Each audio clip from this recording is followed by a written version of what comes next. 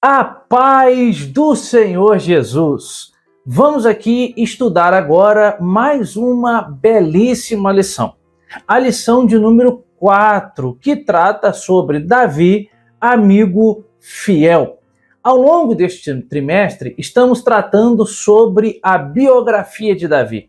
Estamos estudando a história desse grande homem de Deus para aprender com seus acertos e erros e, a partir daí, extrair lições práticas para a nossa vida. E é isso que nós vamos fazer agora nesta lição. Muito bem, esta lição ela tem 3 objetivos, porque são 3 tópicos. O primeiro, considerar a amizade inspiradora de Davi e Jonatas. O segundo, evidenciar os aspectos de uma amizade edificante. E, em terceiro lugar, dimensionar os perigos das amizades virtuais. A lição ela está baseada em 1 Samuel, capítulo 18, do versículo 1 ao versículo de número 6. Vamos aqui ao texto principal. Provérbios 18, 24. O homem que tem muitos amigos pode congratular-se, mas há amigo mais chegado do que um irmão. O resumo da nossa lição é: no relacionamento entre Davi e Jonatas, temos um grande exemplo de uma amizade inspiradora e edificante. Então venha, vamos mergulhar aqui na lição de número 4.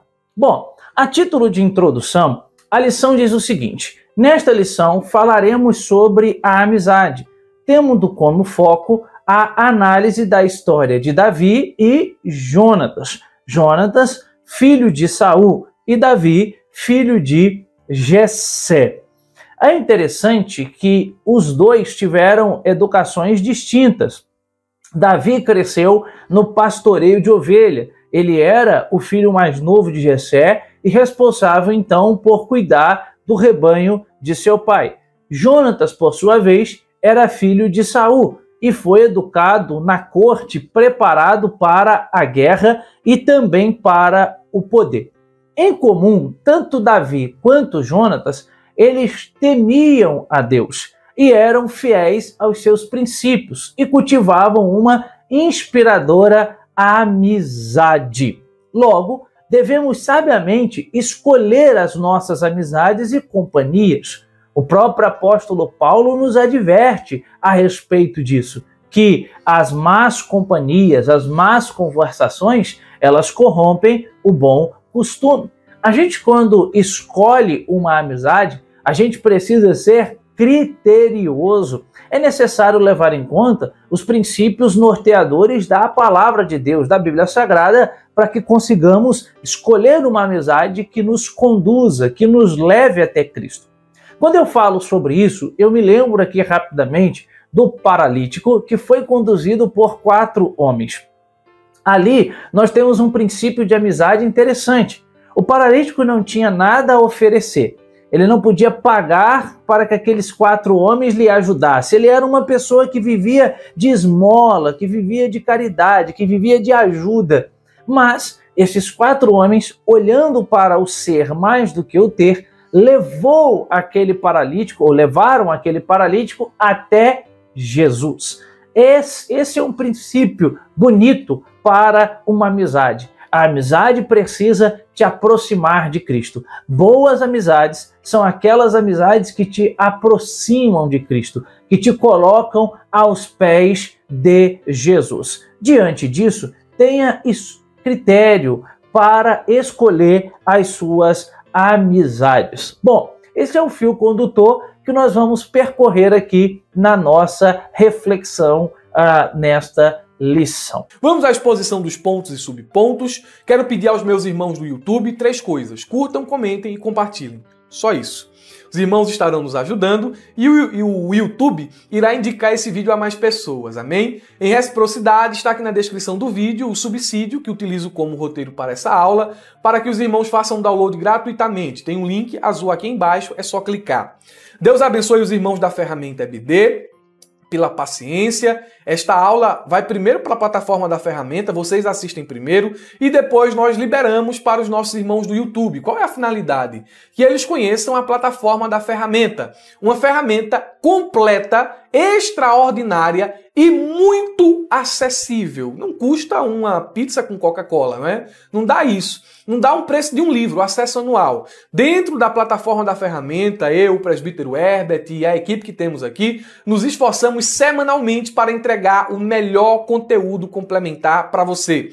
E vai muito além da pré-aula e do subsídio que tem aqui no YouTube. Fluxograma, slide, motion, narração profissional, cursos de capacitação, tem muita coisa dentro da plataforma da ferramenta EBD.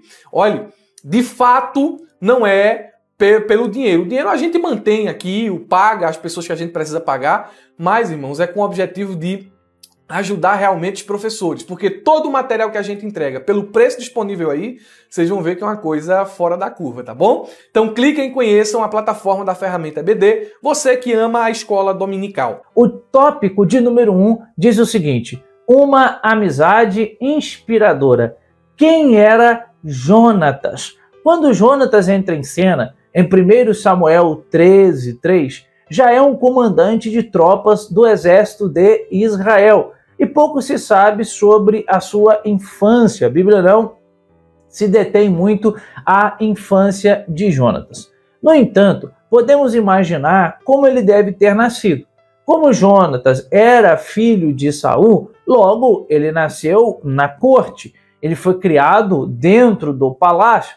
Ele teve uma educação de qualidade, ele teve acesso às melhores roupas, os melhores mantimentos, as melhores comidas. Ele foi alguém certamente cercado de privilégios e possivelmente preparado para se tornar o próximo rei, ou seja, na morte do seu pai, ele poderia ter sido preparado para se tornar o próximo rei. O fato é que a Bíblia diz que Jonatas era um guerreiro corajoso, ousado, tendo participações decisivas em muitos conflitos e vitórias importantes. E você pode conferir isso lendo 1 Samuel 14, do 1 ao versículo 15. A essa altura, Jonatas era uma unanimidade em Israel, sendo admirado e naturalmente pretendido por muitos como o sucessor de Saul, visto que ele estava na corte, ele aprendeu, ele foi educado para aquilo. E era normal e natural que as pessoas olhassem Jonatas em virtude da destreza que ele tinha, da coragem que ele tinha para ser o próximo rei de Israel. Só que algo que nos chama a atenção é o fato de que a fé, o caráter, as qualidades, a bondade e o senso de justiça que são encontrados em Jonatas contrastam de forma impressionante com Saul, com a ausência desses destaques em seu pai Saul. Isso é interessante. O texto propositalmente, o autor propositalmente nos apresenta isso. Jonatas, que era alguém que confiava no Senhor, que entendia o seu lugar, que entendia o seu tempo, que entendia o seu momento, com Saul, que estava vivendo um declínio espiritual, estava caindo, se distanciando de Deus, né?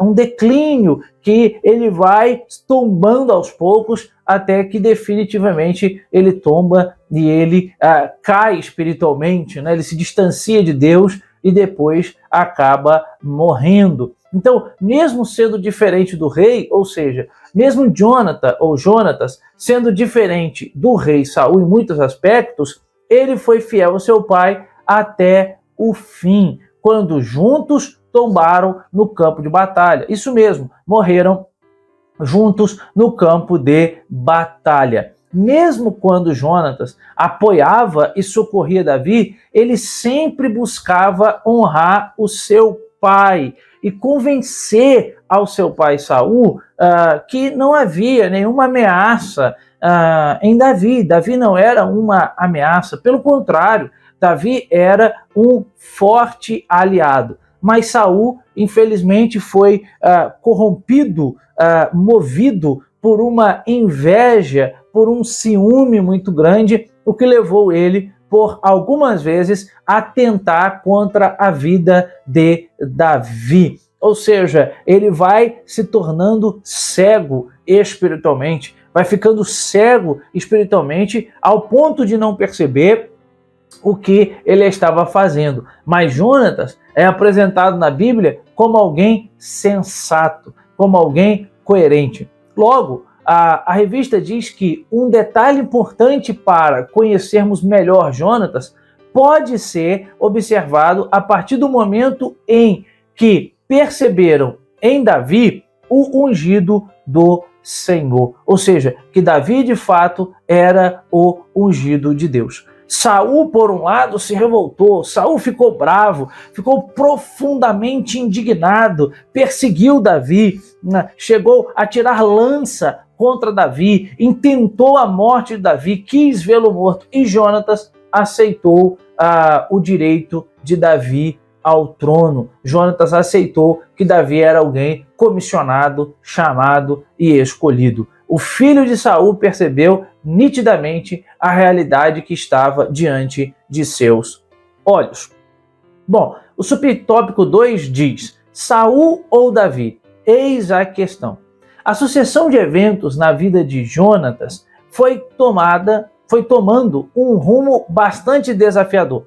À medida em que a amizade com Davi se fortalecia, sua relação com o seu pai ficava delicada, porque Saul via Davi como uma ameaça, e Davi era cada vez mais celebrado em Israel, reconhecido e celebrado. Já Saul colhia os frutos do seu distanciamento. Saul colhia os frutos da sua rebeldia para com o Senhor, da sua negligência para com o Senhor, do seu distanciamento. Porque uma verdade bíblica é: nós colhemos aquilo que plantamos. O pecado traz consigo consequências.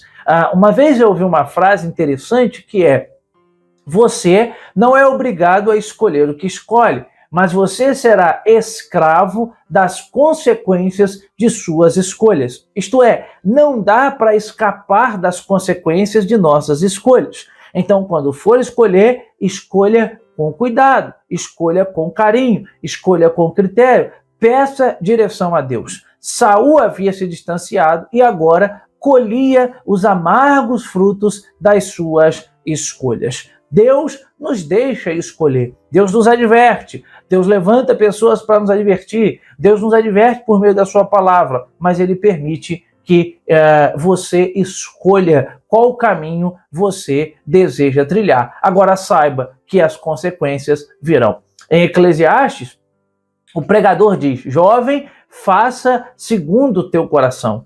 Ande pelo caminho do teu coração, vá para onde teu coração quer ir. Agora saiba que de todas as coisas Deus te pedirá conta. Me faz lembrar o que Paulo disse: posso todas as coisas, mas nem tudo me convém. Então, diante de uma postura intolerante e ameaçadora de Saul contra seu amigo Davi, Jonatas foi obrigado a fazer uma escolha, reconhecendo Davi como o ungido de Deus. 1 Samuel 23, versículo 17. Sendo assim, ele passou a apoiá-lo abertamente diante de seu pai Saul. Defendeu Davi e conseguiu dirimir, ainda que por pouco tempo, as intenções de seu pai de matá-lo.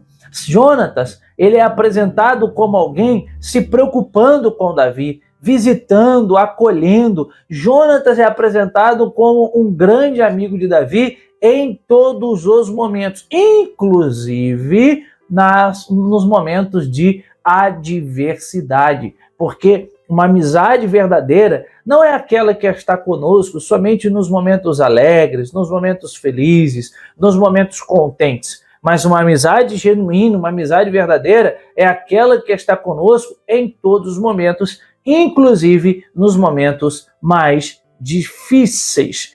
Vale a pena aqui a gente destacar que, embora Jonatas fosse amigo de Davi, ele não traiu seu pai. Ele não conspirou contra seu pai. ficando ao seu lado até o fim. Isso daqui precisa ficar claro. Jonatas e Saul morreram ambos no campo de batalha. 1 Samuel 31, do 1 a 6. Jonatas foi morto pelos inimigos e Saul lançando-se sobre a espada. Ok? Então ele não traiu seu pai, ele não conspirou, ele não virou as costas para o seu pai. Mas ele percebe que o seu pai estava agindo de maneira errada, não mais pautando as suas ações de acordo com a palavra de Deus. Bom, o terceiro subtópico diz: uma amizade que não foi esquecida. O início do reinado de Davi foi marcado por muitas guerras e disputas territoriais. Davi na Bíblia, ele é apresentado como um grande guerreiro, um importante guerreiro, alguém muito habilidoso na guerra. E durante o reinado de Davi, ocorreram várias guerras, várias batalhas. Com o passar do tempo, agora com o reino unificado, e você pode conferir isso em 2 Samuel 5, do 1 ao 4, os inimigos foram sendo vencidos, o que proporcionou um tempo de estabilidade, prosperidade e progressiva paz no reinado de Davi. Em um tempo em que Davi poderia usufruir de suas conquistas, mais uma vez ele vai demonstrar o seu valoroso coração ao lembrar da aliança que ele havia feito com Jonatas muitos anos antes. Esse texto é até bonito, né? Que conta lá a famosa história de Lodebar, né? Lodebar, o filho de Jonatas, que estava vivendo em Lodebar, ele vai vir para viver ali com Davi, se assentar na mesa do rei, porque Davi, ele cumpre uma promessa que ele faz a Jonatas e ele não deixa ela esquecida. Então ele manda buscar o descendente de seu amigo, né? Ele age com bondade, Davi age com coerência, né? Você não é obrigado a prometer o que promete, mas uma vez que você faz tal promessa, você precisa cumprir. E nesse caso, Davi está retribuindo a amizade recebida nos anos passados, né? Para cuidar da família de Jonatas. Então isso daqui é muito bonito da parte de Davi. Davi, o texto mostra que Davi não apenas não usou Jonatas, né, como meio para chegar ao trono. Até porque Davi já tinha sido ungido pelo Senhor, ele esperou o seu tempo, mas ele não se aproximou de Jonatas apenas como meio para conseguir alguma coisa. Senão, se ele tivesse feito isso, lá na frente ele não se importaria com a família de Jonatas. Mas o texto diz que ele se importou, porque a amizade que havia entre Jonatas e Davi era uma amizade verdadeira. Olha só que lição preciosa aos nossos corações. Bom, dito isso, então, vamos aqui para o tópico de número 2. Amizades que edificam. Uma amizade que agradou ao Senhor. Vamos então observar aqui o que a lição nos diz. A amizade entre Davi e Jonatas nos ensina lições preciosas. Já estamos vendo aqui umas boas lições. Foi uma amizade que agradou o Senhor, sendo edificante para ambos, permitindo que muitas vidas fossem abençoadas e estava em conformidade com a vontade de Deus. Essa amizade transcendeu a esfera pessoal e, pelo significado e relevância, se tornou em um verdadeiro compromisso com Deus. Uma aliança que eles fizeram era uma aliança que estava de acordo com a vontade de Deus. Logo, há uma aplicação aqui aos nossos corações. Quando nós buscamos amizades dentro dos padrões bíblicos, somos levados a uma verdadeira edificação em vários sentidos: social, sentimental, afetivo, psicológico, espiritual, entre outros. Entenda uma verdade: nós, seres humanos, somos seres relacionáveis. Deus nos criou para nos relacionar. Isso é uma característica da pessoalidade. Inclusive o próprio Deus, sendo um ser pessoal, é um ser que se relaciona, porque isso é o que caracteriza uma pessoa, o fato dela se relacionar. E nós, sendo seres sociáveis, nós também nos relacionamos. Somos seres que mantemos relacionamentos. Emile Durkheim, que foi um sociólogo importante, ele diz que dentro do processo de socialização, a família ela é importante porque é aonde a gente primeiro é socializado, é aonde nós internalizamos regras, deveres e direitos. E segundo ele, essas regras são internalizadas por meio da educação. E depois nós somos introduzidos na sociedade. E nessa sociedade, o processo de socialização ele continua. Nós iremos falar com pessoas, nos relacionar com outras pessoas. Então, somos seres sociáveis.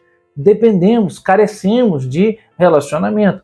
Dificilmente as pessoas conseguem viver isoladas, sozinhas, em uma ilha deserta. É claro que existem exceções existem, né? Mas a exceção confirma a regra. Nós necessitamos de relacionamento, necessitamos falar, conversar. Tem gente que nessa necessidade de conversar, conversa com seu animal de estimação, por exemplo, porque existe essa necessidade de falar, existe essa necessidade de conversar, de se relacionar com alguém. Então, se existe essa necessidade e nós vamos nos relacionar, precisamos pautar as nossas escolhas de acordo com os padrões que a Bíblia nos fornece.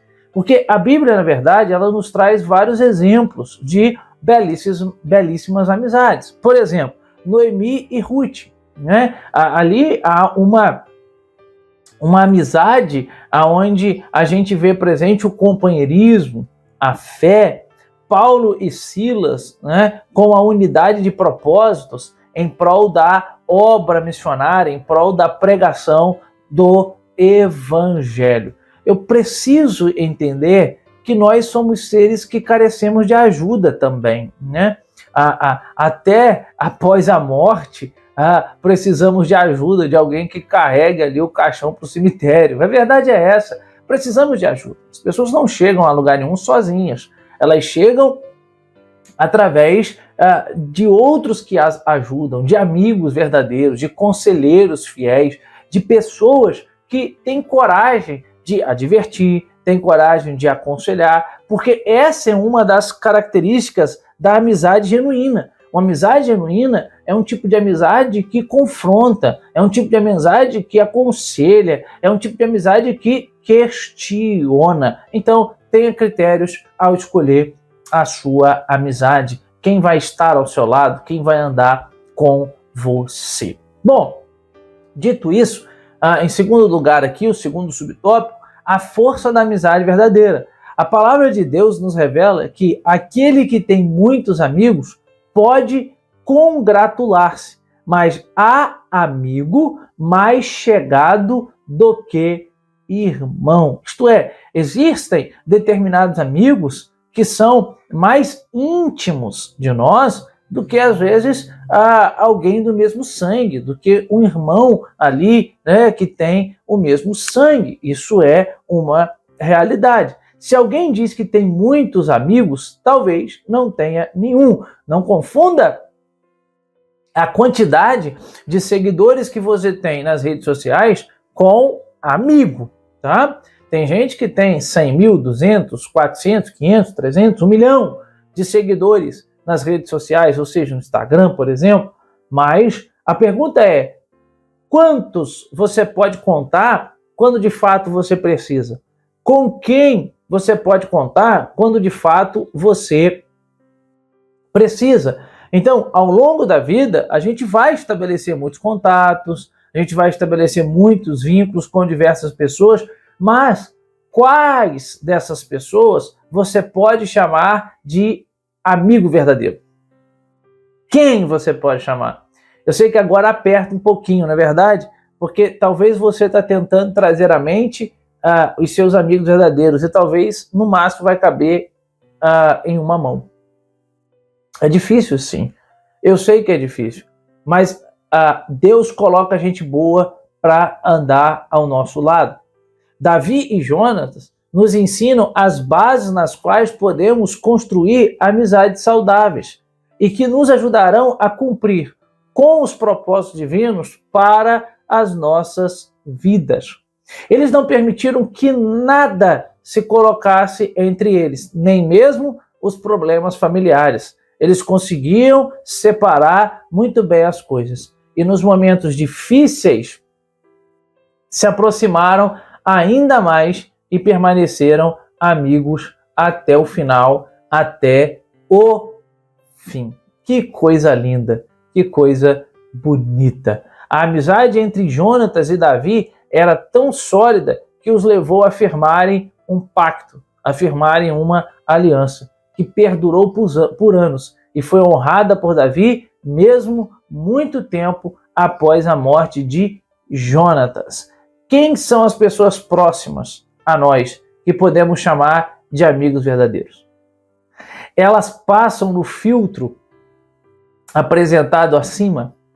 Elas passam no critério bíblico para escolher um amigo? Pense nisso.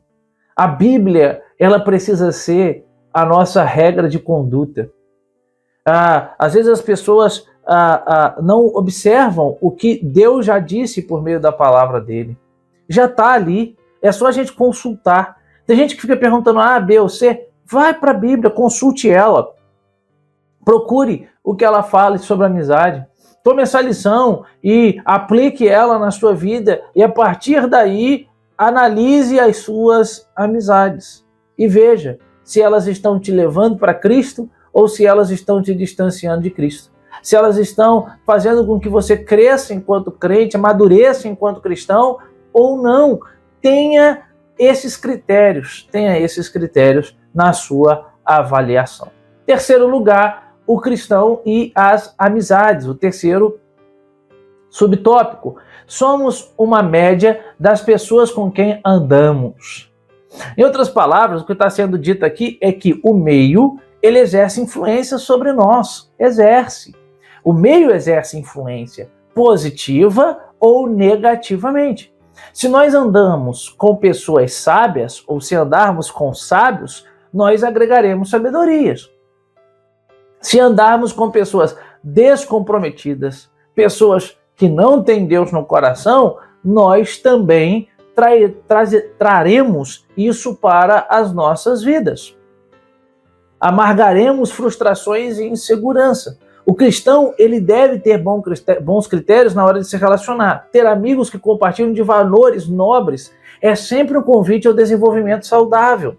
É sempre um convite. É por isso que o salmista diz: bem-aventurado aquele que não anda no caminho dos pecadores, não se assenta na roda dos escarnecedores. Ou seja, isso é critério de escolha. A amizade com pessoas que seguem a Cristo, que têm a palavra de Deus no coração, é um convite para você crescer espiritualmente, para você amadurecer espiritualmente. Então, ande com pessoas que façam com que você se torne mais crente, com que você se torne um cristão melhor. Ok? Muito bem. Dito isso, vamos aqui então para o nosso tópico de número 3. A fragilidade das relações virtuais. Nas telas, podemos nos conectar com um número praticamente incalculável de pessoas em todo o mundo. Desse grupo de amigos mais seletos, em aplicativos, até uma imensidão de seguidores difíceis de mensurar. Nas redes sociais, os relacionamentos virtuais independem de seus claros benefícios na comunicação. São fortemente provocadores da fragilidade dos laços humanos, das relações humanas. Entre os fatores que levam a essa fragilidade, citemos a ilusão da intimidade, os relacionamentos superficiais, a solidão, o distanciamento da realidade, a idealização da imagem corporal, os problemas emocionais, os perigos, entre outros.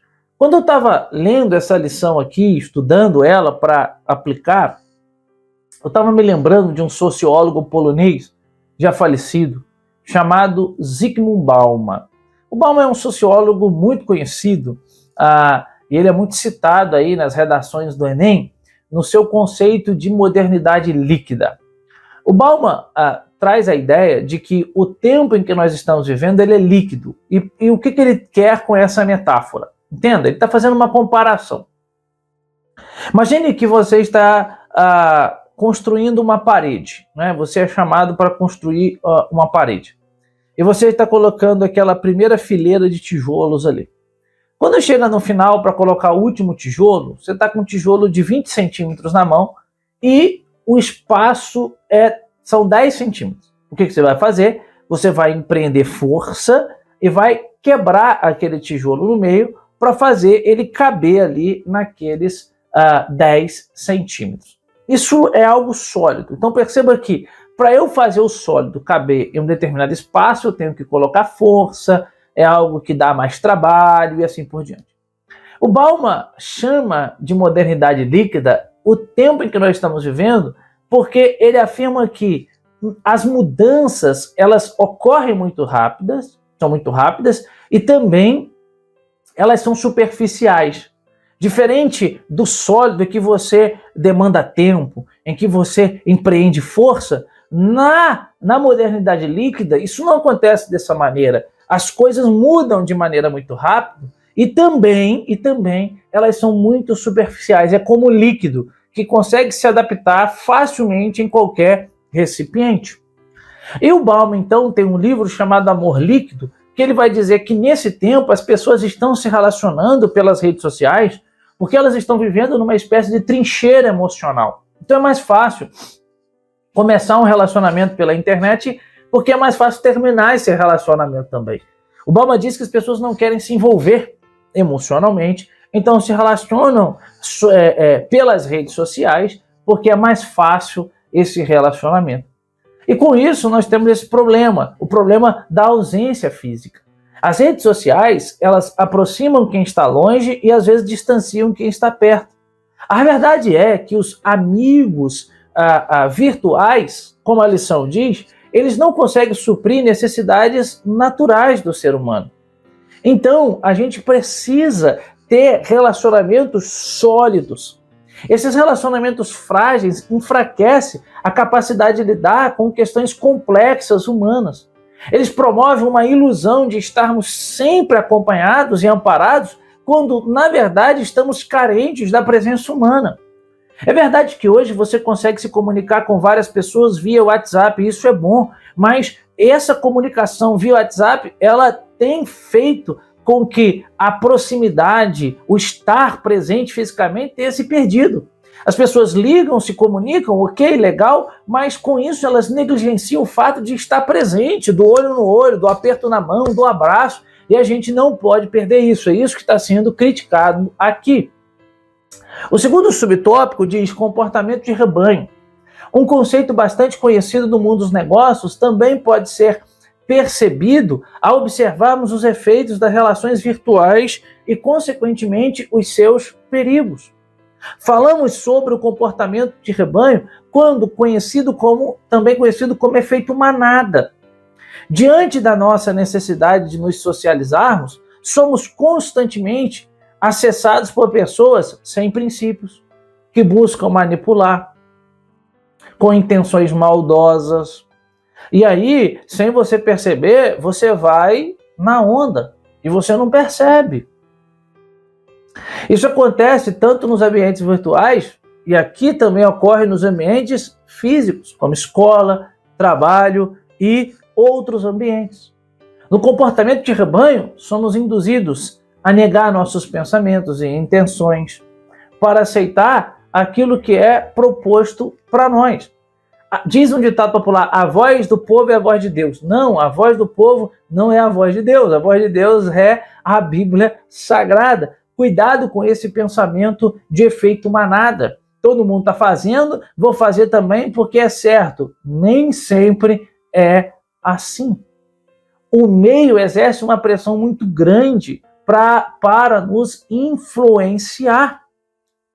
E a gente precisa fazer essa avaliação. A mídia constantemente usa gente famosa, gente que é admirada para vender determinados produtos para que outros possam consumir, porque sabem que vão consumir determinados produtos em virtude de quem está fazendo a propaganda. Então, qual é o prejuízo disso? Perda da capacidade de se relacionar, agir por si mesmo, necessidade de suprir carências que não são reais, propensão a comportamentos distorcidos, práticas pecaminosas, afastamento dos objetivos da vida e esfriamento da fé, entre outros. Vamos aqui, então, para o nosso último subtópico, identidades em crise. Com o passar dos anos, as mudanças e transformações culturais, sociais e filosóficas vêm contribuindo para a criação dos conflitos entre as gerações.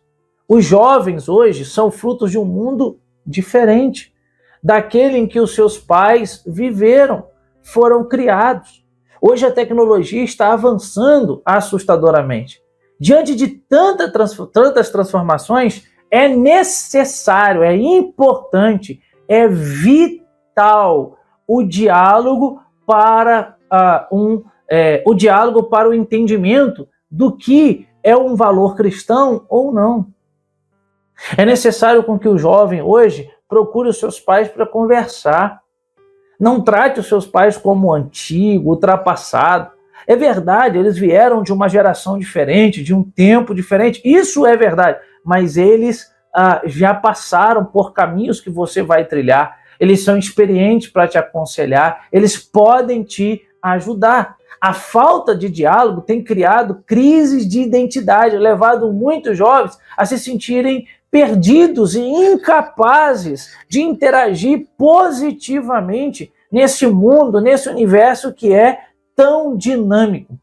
Entenda uma coisa, a identidade do jovem cristão se fortalece a partir de sua relação com o Senhor e com o seu semelhante. Procure pessoas com mais idade, mas que têm experiência para te ajudar na sua caminhada. E certamente Deus vai te abençoar. Bom, diante disso, chegamos aqui à nossa conclusão. O maior inimigo que podemos ter, sem dúvida nenhuma, o maior amigo que podemos ter, sem dúvida nenhuma, é Jesus Cristo Nazareno.